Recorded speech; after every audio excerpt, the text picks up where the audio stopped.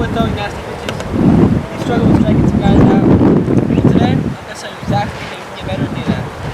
I'm going to show you how to throw a 4-seam fastball, a slider, and a curveball. You want to wrap your pointer finger and middle finger around these seams like this, tuck into the knuckle, wrap them around so it over it a little bit, both the seams. I want to put your thumb right here to support it, tight. And when you're throwing it, you're going to want to get on top of it, straight line, like so.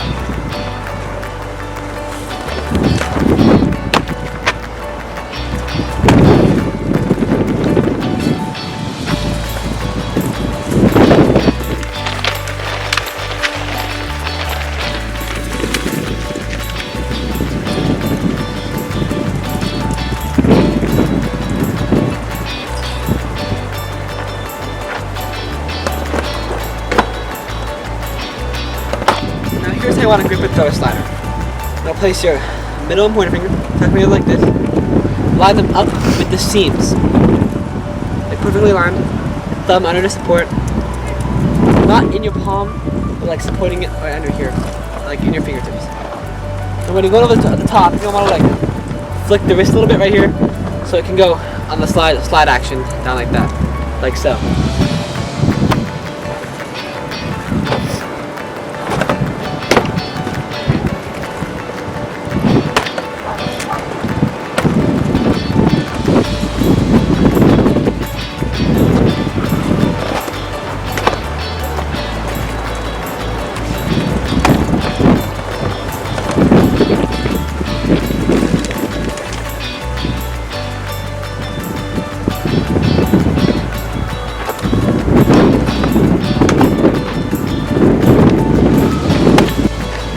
Hey guys, how we doing? I'm here making a guess the parents for Brandon because he can't throw a changeup and I can. What you're going to want to do with your changeup, you're going to hold it with 3 fingers like this. This is how this is a circle change. You're going to kind of want to make a circle, just like this with it. The goal of the changeup is to look like your fastball and then drop out of the zone. So you're not going to want to change anything. Your normal fastball can just get on top of it, or you're going to want to slow it down so it drops out.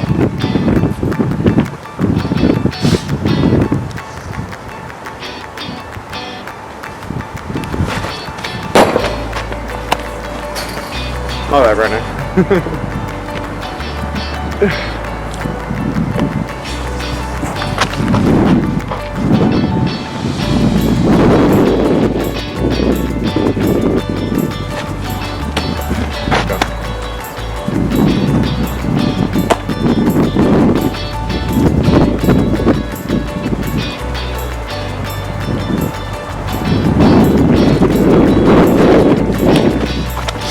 That was nice, actually.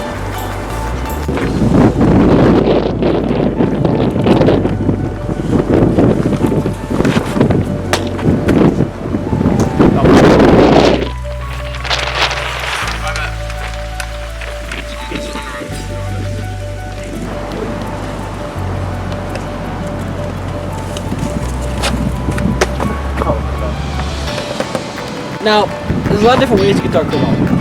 A lot of people do it differently. Here's how I do it. Pointer in the middle again.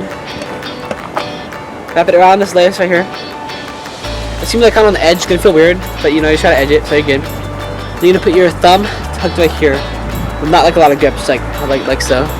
You wanna flick it down so it'll make it go. What?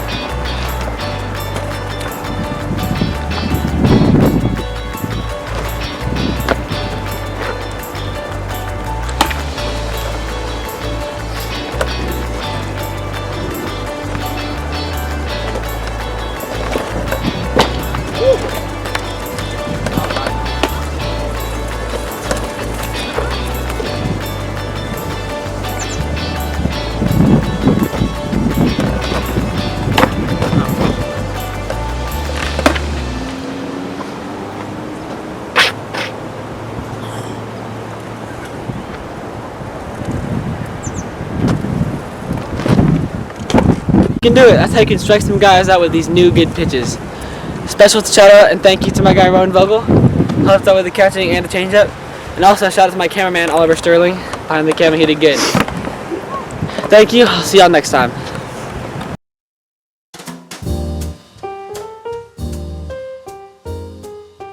Today I'll be making a traditional African dish called jollof rice. It is one of my favorites, and I'll be showing you guys how to make it today. For our ingredients, we have 2 bell peppers, 2 tomatoes, 2 onions. We have our tomato paste and our rice. And these are our seasonings. We have garlic powder, chicken bouillon, black pepper, and cayenne pepper. Surprise ingredient, we're gonna add some chicken to our rice to make it more fulfilling and more tasty. Next is to cut our vegetables up into cubes because we're gonna blend them next.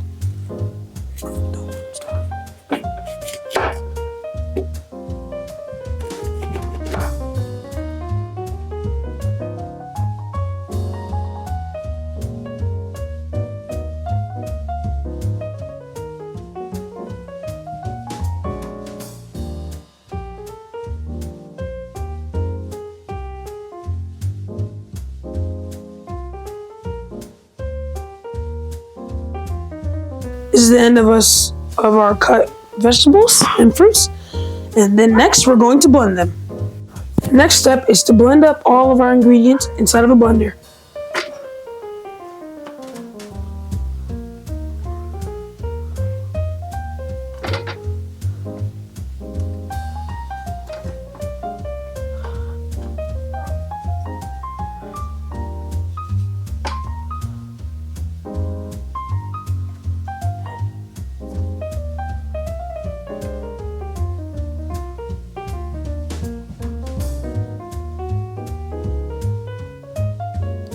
You're gonna slowly add more of them after from time to time. So let's first blend our first batch.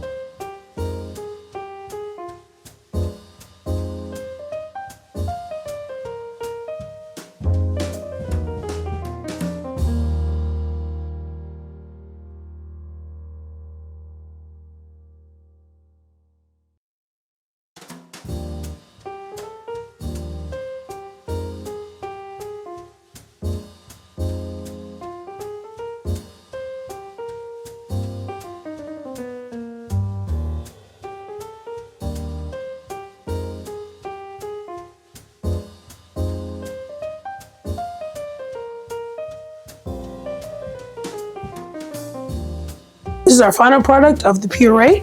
We'll be using this for the rice. Next step is to wash our rice. You want to make sure you wash it very thoroughly because you don't want to have any of that nasty starch in there. You're going to want to rinse and wash it like this. I like doing it like this with a strainer so you don't accidentally get any of it down the drain.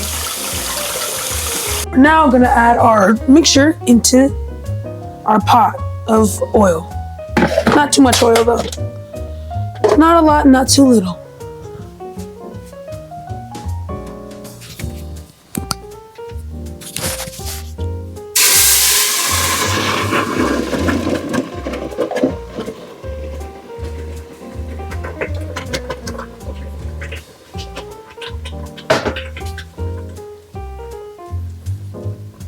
Yummy.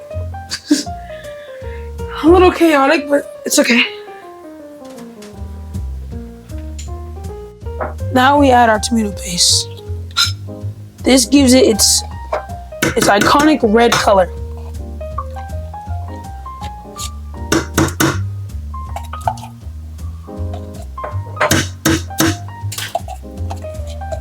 Once you got that all added, then you can move on to adding the rice. Next, we're gonna add our seasonings. Want to add that chicken bouillon I talked about earlier? A nice little helping of it too. So let's get that ready.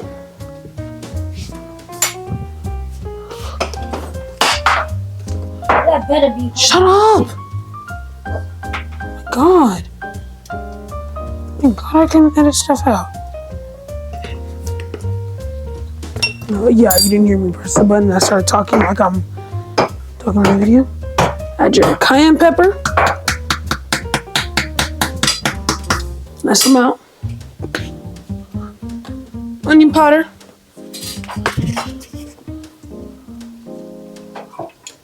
And black pepper.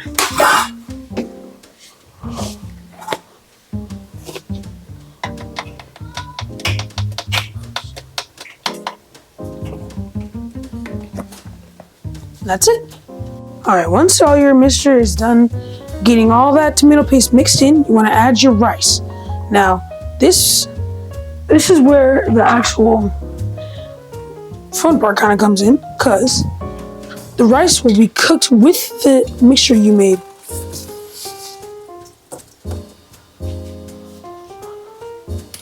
And you want to mix that all together and let it cook and simmer for about 30 to 40 minutes. Well, while the jollof rice is cooking, I'm going to talk about where it originated from originally.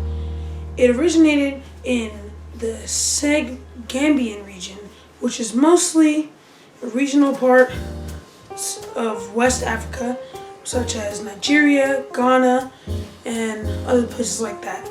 There's currently a thing called the Jollof Wars, where the different places where Jollof was originated have this little friendly competition of whose rice is better. I personally think none of them. Sierra Leone's got it. Tiny little country, West Africa. But that's what I'm making currently. But you guys can go at it about the Nigerian versions and the Ghanaian versions. But anyways, that's the main. I hope you enjoy my instructional video, and this is me making jollof rice. This is Elijah Bell, El Media, signing off. Goodbye. Hello, and my name is Jonathan with El Camino Media. Today, in this video, I'm going to teach you how to drive a manual car with my 2003 G35. Most cars these days, like this one right here, are automatic, so they shift for you. And like this one right here. In this car, it's an automatic. So all you have to do is put it in gear, take off the handbrake, and then you go. That's how you drive an automatic. But today, I'm going to be teaching you how to drive a manual in my 2003 G35 coupe. This is step one. Step one is how to actually turn on the car. In a manual, it's a little different from an automatic because as you can see, we have 3 pedals right here. Because in most cars, you just put the key in and you just turn it and then it turns on, right? As long as it's in park. But in this car, you actually have to push in the clutch like this, grab the key, put it into the key ignition starter, and then you turn it. That's how to turn on the car. So once you know how to turn on the car, you're gonna have to get familiar with the gears. So not all manual cars are the same. There's different patterns. But for me, I have an H pattern just like this. So for me, it's first, second, third, fourth, fifth, and then sixth. And that's the same in my actual car. So I have, well, you always push in the clutch, but I have first, second, third, fourth, fifth, and sixth. Just like that. So you just get familiar with your gears so you don't accidentally shift into a different gear. Step 3. So now on step 3, you're going to actually have to get rolling. Once you get familiar with your gears, this is how you get to actually roll the car forward so that way you proceed at higher speeds. So you're going to have to push in the clutch all the way, and then you're gonna have it in first. And then once you have it in first, always have your handbrake off so you don't mess anything up. But you're gonna slowly let off the clutch and put on the gas until there's a grabbing point in the middle or wherever your car is comfortable with. Like it really just depends on your car and your clutch. And then you will go, and then once your foot is on the gas, you will start rolling. In step 4, it's gonna how you proceed to higher speeds and how you get to higher speeds. So once you mastered starting and actually getting to roll, you're gonna have to shift eventually so that way you just don't redline. So you want to, once you're actually rolling and you're in first, you want to push in the clutch, let off the gas, move it to second, which is just straight down from first. So I'll do that again. So you're in first, push it down into second, and then you want to let off the clutch and slowly back on the gas, like just how like you were just starting. And then now you're in second.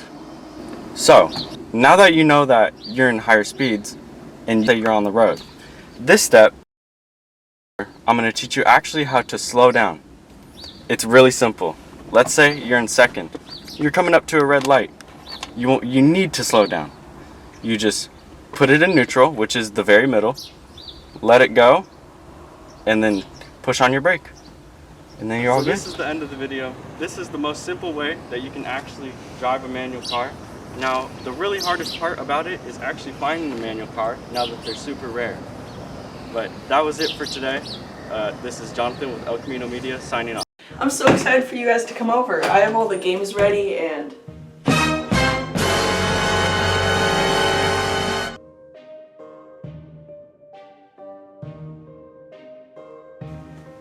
I'll call you back.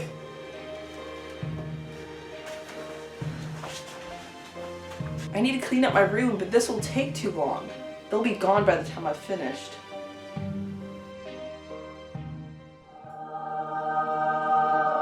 Who are you? I am the room fairy. Heard you needed help cleaning up your room. Are you like the tooth fairy? Ooh, do I get a reward if I clean my room? The reward is getting to hang out with your friends in a clean room. Having a clean room also improves productivity, sleep, and gives a sense of confidence in yourself. I do like my sleep. Okay, let's do it. How do you clean a room again? I kind of forgot. It's been that long. Anyway, here are 7 techniques to efficiently clean up your room.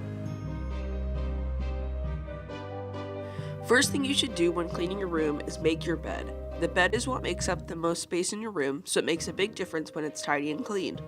This also gives you space to put things on top of it while you clean to put it away later.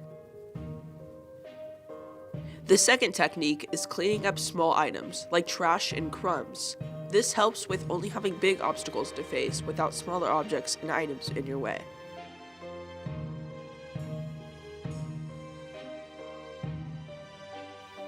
The third technique to cleaning your room is making a donate bin and a keep bin.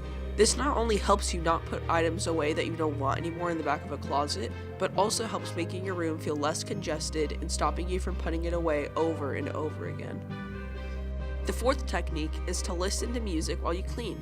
This helps you keep your attention and focus on the cleaning. It also helps with calming yourself down from being worked up in the task at hand.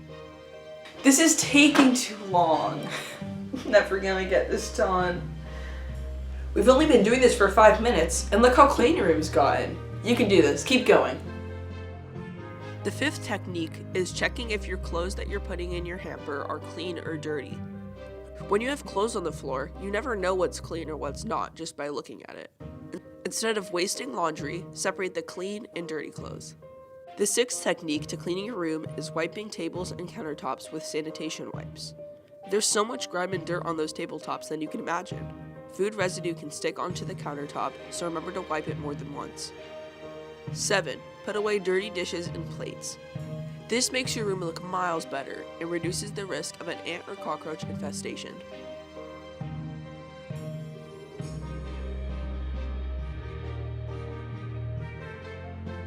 It looks so nice. It hasn't been like this in months. Thanks for the techniques, Room Fairy.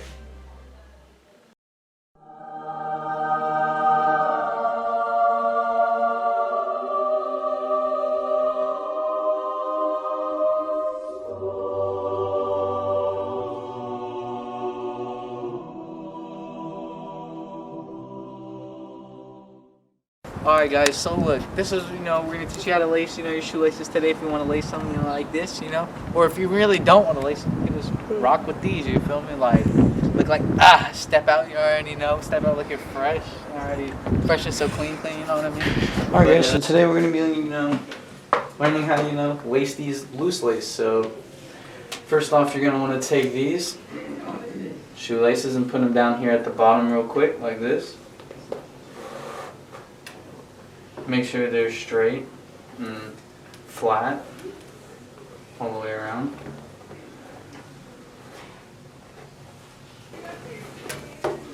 So you want to make sure they're both even, and if not, then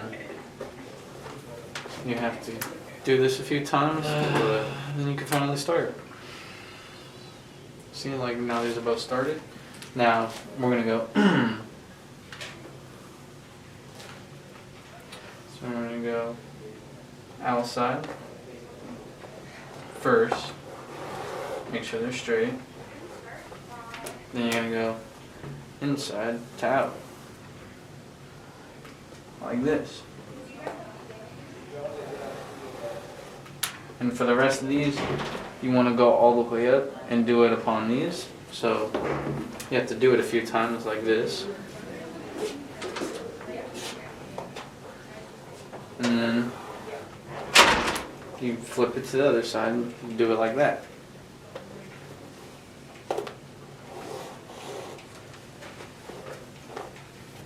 And you just keep repeating the process over and over again.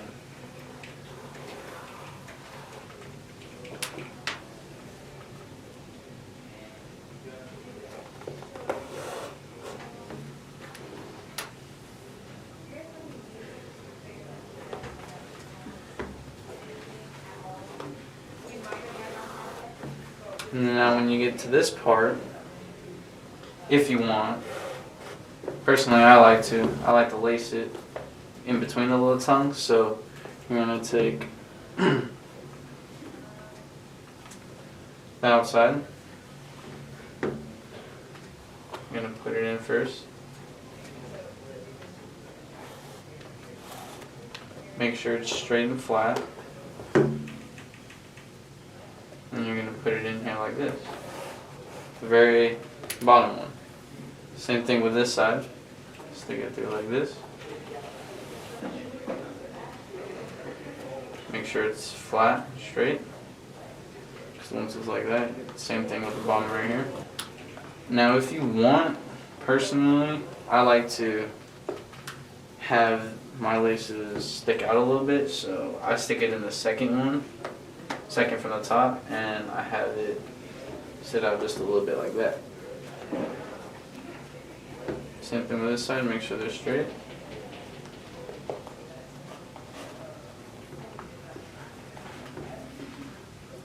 Thing over here, they look like this. Loose lace them, have them loose lace, they fit nice, comfortable. They're not too tight on your feet.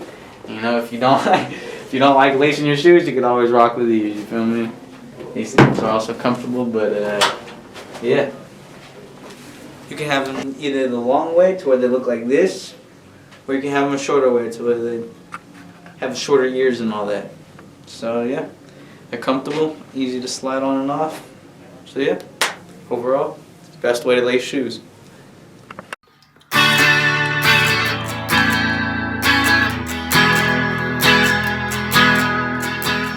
Hello, my name is Oliver Sterling. I'm going to teach you to play 3 simple chords on the guitar. The D, the A, and the E. These are some very simple and beginner-like chords. First I'll teach you the string numbers and what the strings are. So this big low one right here is the E string. This is also the E string.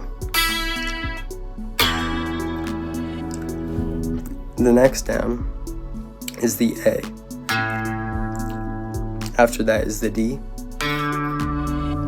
After that is the G. And then it goes to B. And then E again. These lines are frets, and frets are different notes. So this is an E, and if you press on the first fret, that would be an F because it goes up one key at a time, like on the piano. Low E is the first string down. The high E is the sixth string. Next we'll learn the chords. The D chord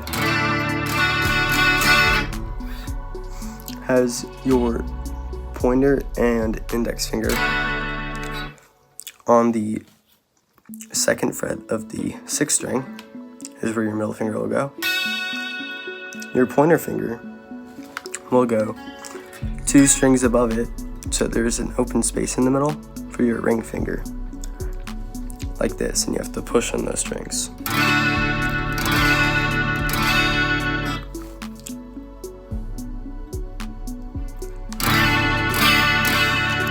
Next is the A, which is these 3, which will be your pointer finger on the 3rd string of the 2nd fret, your middle finger on the 4th string of the 2nd fret, and your ring finger on the 5th string of the 2nd fret. Your fingers will go down like that, all on this same fret. Next is the E, which is the 1st fret, the 4th string, 1st fret of the 4th string.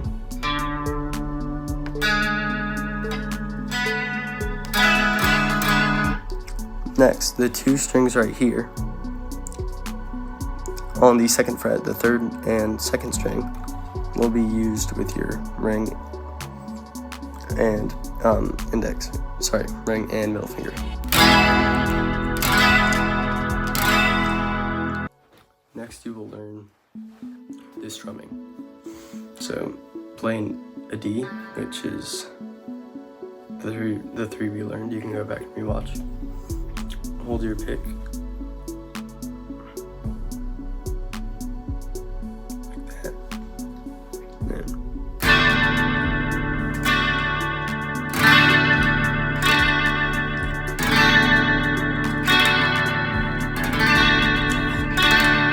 Just up and down. With a firm grip.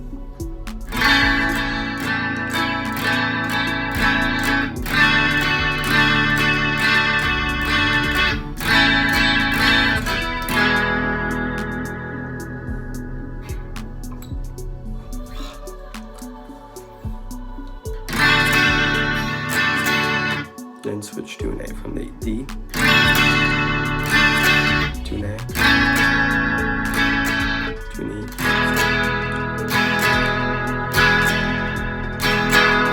Play that up and down once, and then again for the D, for the A twice, for the E 4 times.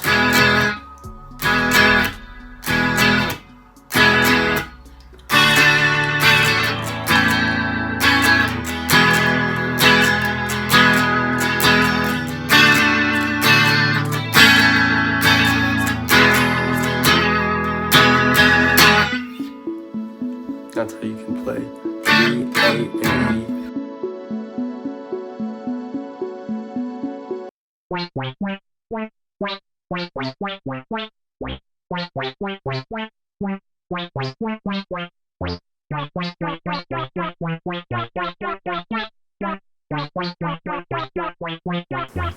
What up, El Camino? It's Ron Vogel here with El Camino Media and baseball too. I play baseball. And today we're going to be going through the Coach D fundamental throwing routine, showing you how to get your arm nice and loose. Alright, so for our first throwing option, we're going to start with flat-footed pivot throws. Alright, so you're going to take the ball, if you want, this is how I do it. Point at your target, lean back, and throw.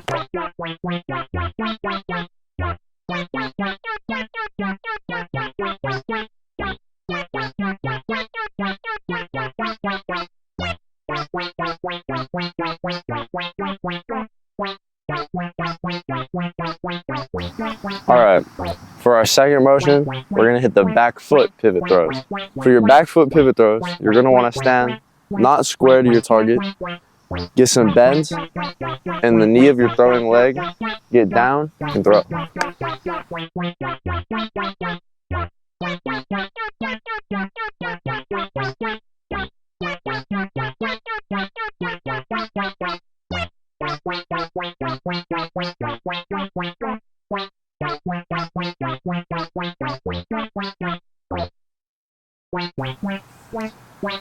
For our next throwing motion, we're going to do the power position throws. So you're going to want to get a nice wide base. Actually, you're going to want to get max stride here. And you're going to want to lean forward, backward, and throw.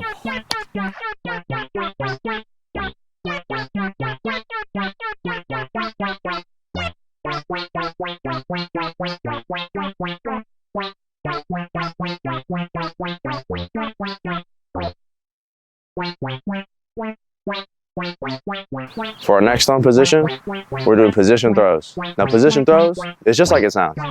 What you're going to do is you're going to act like you're playing your position. For me, I play infield, a lot of second base. So what I'm going to do is I'm going to act like I'm fielding the ball and then going into the throw. So like this.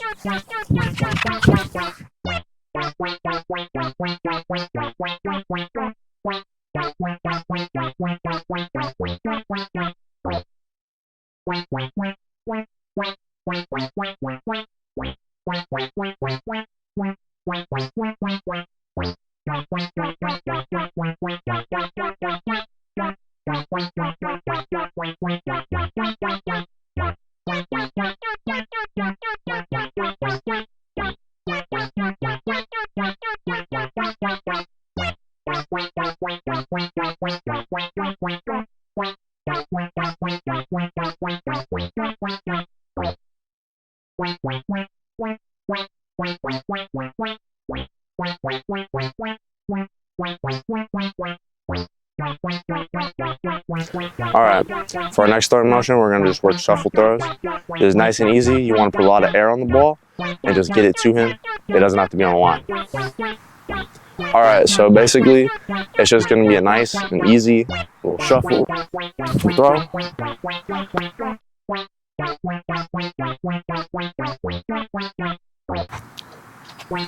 Alright, so now it's going to be a nice and easy long toss. Just like before, you're just going to want to get a lot of arc. You don't need to throw on the line. So we're just going to...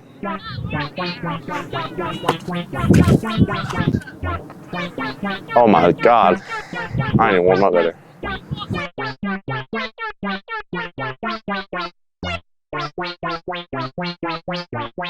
Alright, so for our second to last motion of the day, we're going to do pull downs. Which like it sounds, you pull it down, throw it on a line.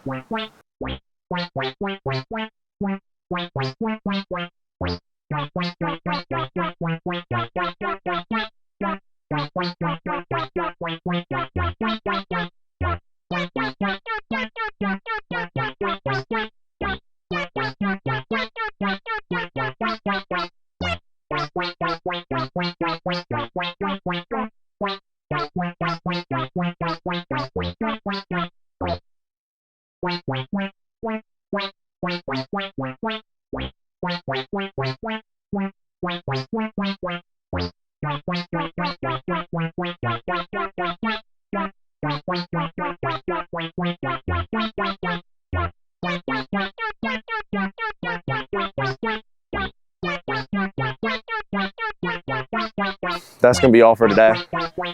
That is the El Camino Fundamental High School Coach D throwing routine. That's how we get warm before every game in practice. Get nice and loose. Get lubricated in the arm. Brandon, come here. Thank you to my good buddy Brandon Floor for coming out today and helping me with this. Thank you Oliver behind the camera. Oh, sorry, I didn't realize we were going. Anyways, do you want to look like this and not like this? Well, boy, do I have a solution for you. Follow these 7 steps to help you manage your stress. Step 1, take a break from whatever you're doing. You know it's scientifically proven that it helps maintain your mental and physical health? Actually, I don't know if that was scientifically proven. I just got that off of Google. Anyways, step 2, take 5 deep breaths in and out. This will not only help you focus better, but it'll slow down your heart rate. Step 3, you can reassure yourself that whatever you're doing, you can handle it. Or you can look off into space like a crazy person. What is she doing? Oh, I see. She was imagining a quote she got off of Google. Oh. Okay, my bad. Step 4, you can listen to slow music to help you focus. Well, any music of your choice. Me personally, I would just choose a slower song so that it helps me focus more and I'm not just sitting around and singing the song the whole time. Anyways, step 5, you can talk to a loved one about why you're stressed to help you calm down. Personally, I think step 5 is my favorite step because it helps me get a second opinion and I think it's good to vent. Step 6, you can go for a walk to get some fresh air and help clear your head. I think we can all agree that fresh air is the best air. Step 7, you can meditate. It helps with better sleep, improving your mood, and encourages creativity. Wait, guys, I don't think she's supposed to be sitting on the table. Somebody get her down. Okay, now you know 7 ways to calm yourself when stressed. You're welcome. I'll say thank you before this gets awkward.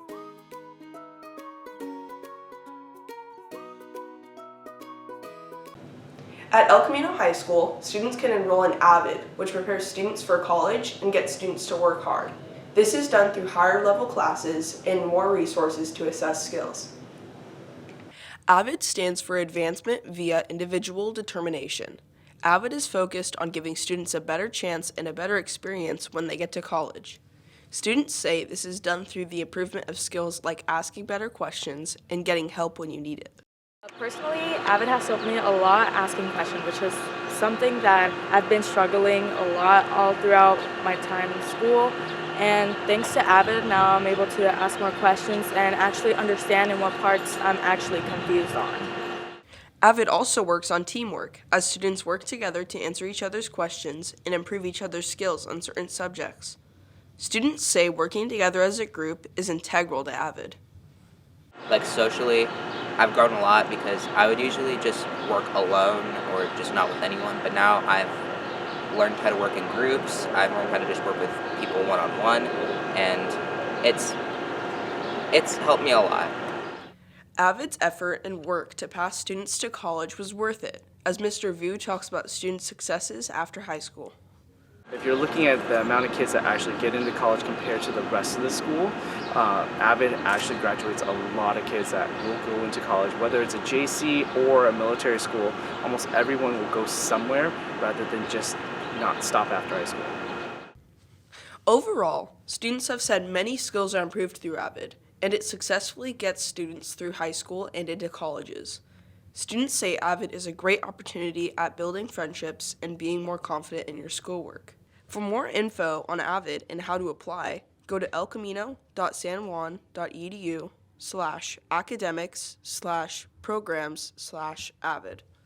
This is Marley Solomon with El Camino Media. Students who participate in student government are actively planning school rallies and dances for students to enjoy, spanning from the beginning of the school year to the end of the school year. For example, a fun event that's going on in Student Gov is going to be Senior Ball May 4th. Student Gov spent a long time planning and it's going to be fun. The first step to planning a Student Gov event is getting your committee together and then picking out the theme or what the whole event is going to be based on. The Festival of Colors rally is another fun event coming up on March 1st. It's going to be a really fun rally and also they will have a dance. If it's an event that we need vendors for and insurance and stuff, I think that's the hardest part because it's just so long and so much paperwork. A fun event for the juniors coming up is going to be Junior Prom. They are set on the theme and it is going to be April 20th. My favorite school event was this year's homecoming because I got to spend time with my friends and wear a pretty dress. Students in Student Gov always love participating and giving their opinion on what goes around in the school. If you would like to know more about El Camino's student government, you can talk to Ms. Turner in room 40 or go to the EC Government Instagram page. This is Piper Ampalafia with EC Media. Here at El Camino, baseball is one of the many extracurricular programs that we have to offer. They're currently undergoing tryouts in order to finalize both the JV and varsity program. They have high aspirations this year, hoping to make playoffs during their last year in the Cal League. Many players are excited for the upcoming season. all looking forward to spending time with their teammates and making lasting memories. I'm looking forward to having a lot of great memories with my teammates. Paired with their goal of making playoffs, many players hold their own personal goals, for which they hope to achieve across the course of the season. My goals this year are to have more strikeouts on the mound than last year, so over 50, and have a lower ERA. Despite difficulties regarding the weather, the team is still finding ways to get some work in. So far, we've been lucky. Now, we missed one day last week because of the rain. Today, we're canceling out on the field, but we're going to go to the batting cages and get our hitting in there.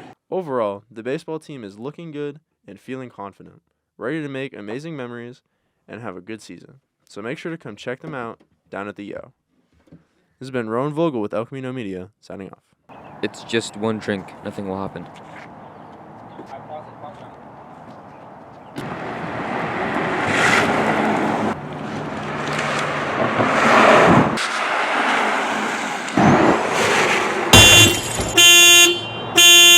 Every 39 minutes, a person in the U.S. dies from drinking and driving. That could be you or a loved one. Think again before you want to drink and drive. Visit NHTSA for more info.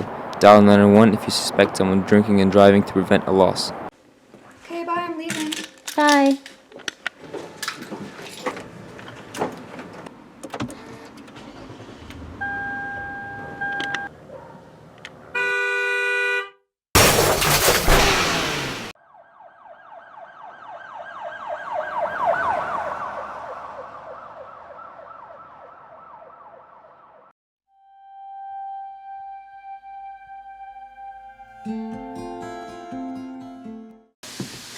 Okay, bye. Bye.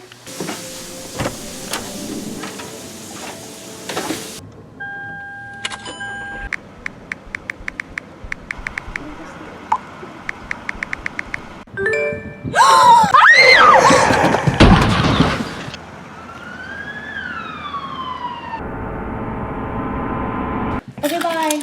Okay, stay off your phone. For more information, go to www.ots.ca.gov and search for distracted driving. You can also call 916-509-3030. Procrastination is a bad habit that leads to stress, bad grades, and unhappiness. I have time. Most people don't realize that they're procrastinating until it's too late. You can stop procrastination in its tracks by creating a planner, setting an alarm for a designated time, joining a study group to focus, and shutting off and putting away technology and devices. Don't become a victim of procrastination. For more information to help defeat your procrastination, go to yourlifeyourvoice.org.